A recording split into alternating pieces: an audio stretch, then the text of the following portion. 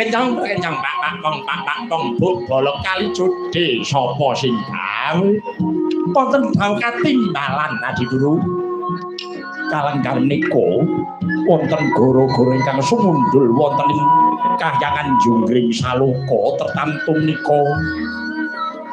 goro garanipun sinten Kakang inggih Adi ngaturi kawuningan ing sekapit boten wonten kayutit jokang mapan wonten ing kayangan Junggring Saloka nanging estunipun kapurwakan nalika semanten Bathara Wisnu kedah oncat saking angganipun Begawan Wisnungkara pujangga agung mapan wonten ing negari Lokapala lan dinten menika sampun keparing gugur wonten ing tanganipun Nalindra negari Ngalengka Prabu Dasamuka.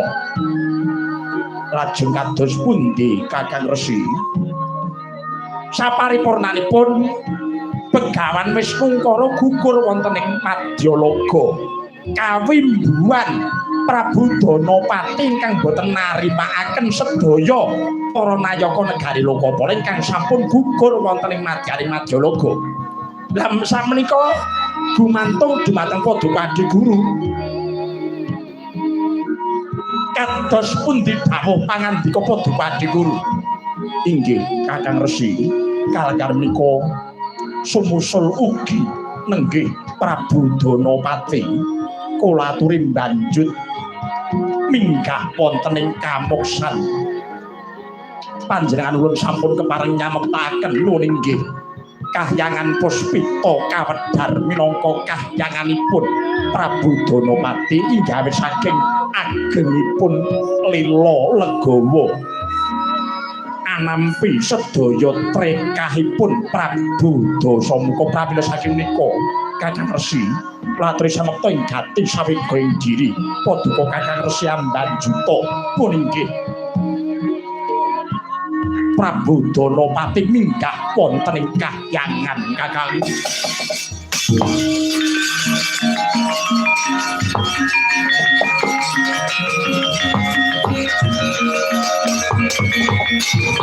Dewa-dewa Subata marang kang soreng prami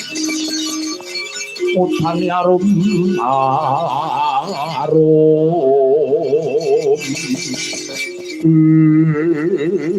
nggih Adi Guru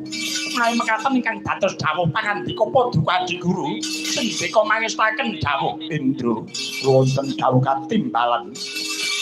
Kanjeng Rama kalungguhan iki mara gagi untapna para wadyabala Jawata ingkang mapan ana ing Junggring Saloka aja nganti Dasamuka bisa munggah ana ing kahyangan Suralaya Penggaen yen to pancen beguguk makutha waton bondan kang tanpa ratu Gajah Singobara sakartine Dasamuka tutupen seketeng sela matangkep sendika mangestuaken dawuh paramit matal padulan